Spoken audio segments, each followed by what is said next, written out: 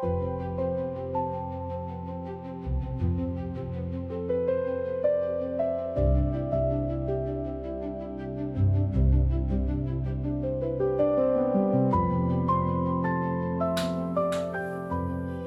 է դեպքեր եւ ուրիշ տեսակ են նա, որ ոնց թե կին ոսկերիչ ոնց կարելի է վստահել, բոլորին է զարմացնում, թե ինչպես եմ ընտրել այս մասնագիտությունը։ Ամուսինս ոսկերչությամբ էր զբաղվում, ես փորձում էի, հյուսեր էի անում, ինքը առաջարկեց երկրորդ մասնագիտություն ընտրել եւ ընդունվեցի Վանաձորի պոլիտեխնիկ ոսկերչական։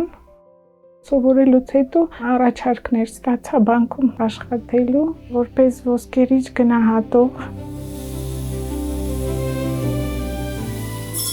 Բանկում միշտ զարմանում են, հարցնում են, մենք ոսկերիչի մոտ ենք եկել։ Ասում եմ, ոսկերիչը ես եմ, բայց աշխատանքի առումով դժվարություն չկա։ Սա այնպիսի բան չի, որ կնոջը անհասանելի է կամ կինը չի կարող։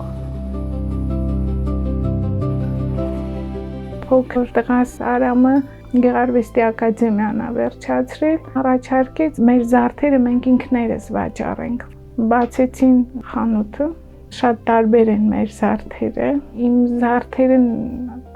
նմանվում են ասեղնագործության։ Պետք չի վախենալ, պետք է սիրով առաջ գնալ ու արդյունքները անպայման կտեսնեք։